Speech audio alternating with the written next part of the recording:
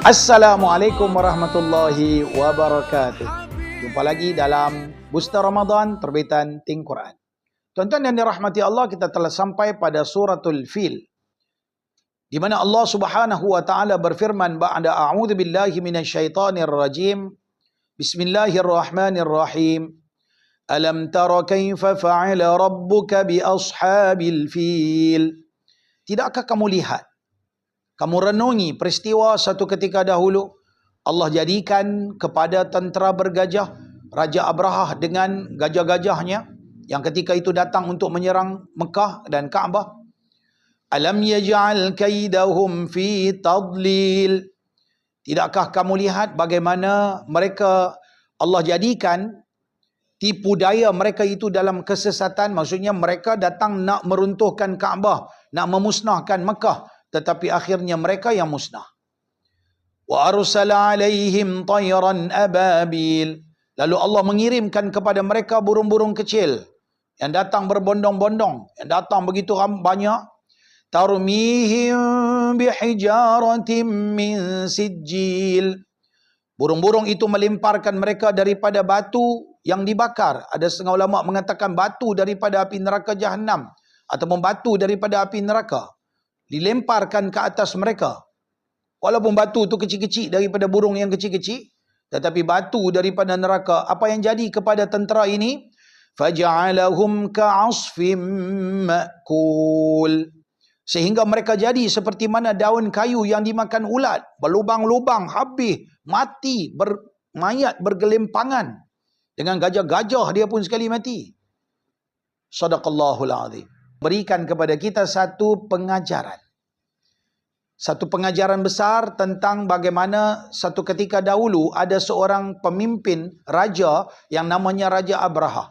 Dalam sirah Imam Ibn Hisham dikatakan Raja Abrahah ni dengan kawan dia dihantar oleh Raja Ethiopia ataupun Habasyah pada ketika itu untuk pergi menyerang Yaman. Setelah mereka menyerang Yaman, mereka menawan Yaman, maka Abrahah ni membunuh sahabat dia, lalu dia mengisytiharkan dirinya menjadi raja di Yaman.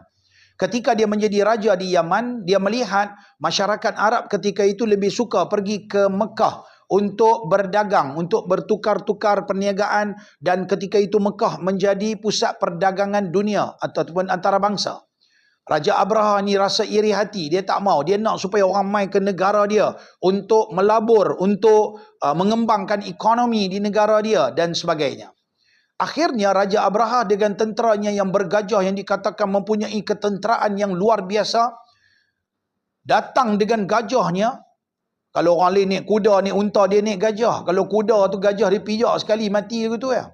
Orang pun jadi takut, penduduk Mekah jadi takut, susah hati. Kalau Raja Abrahah mai habis, musnahlah habis. Bukan takat Kaabah, habis Mekah ni akan hancur lebur. Akhirnya dengan perancangan dia, Allah Maha mengetahui. Tahun itu adalah tahun kelahiran Nabi Muhammad. Maka lalu Allah muliakan Mekah disebabkan tempat kelahiran Nabi Muhammad. Allah nak jadikan tempat itu special berbanding tempat-tempat yang lain. Lalu Allah selamatkan tempat tersebut. Allah selamatkan Kaabah, Baitullah yang dibina oleh Nabi Adam, Nabi Ibrahim AS. Lalu dihantarkan tenteranya yang kecil, ya, burung yang kecil saja. Maka lalu dilemparkan batu daripada api neraka. Maka jadilah Raja Abrahah ini seperti mana daun kayu yang dimakan ulat, tenggelam habis semua, mati seperti mana berlubang-lubang, mati seumpama daun kayu yang dimakan ulat. Ini sebagai satu peringatan kepada mereka yang diberikan kuasa, yang diberikan kemampuan untuk mentadbir manusia. Kekuasaan yang ada, jangan lupa, kekuasaan hakiki adalah milik Allah. Maliki yaumiddin, kita baca setiap hari dalam surah Al-Fatihah. Kekuasaan yang sebenarnya milik Allah. Sehebat mana kuasa yang kita miliki, jangan lupa, kuasa Allah mengatasi segala-galanya. Sebagai peringatan, jumpa lagi. Assalamualaikum warahmatullahi wabarakatuh.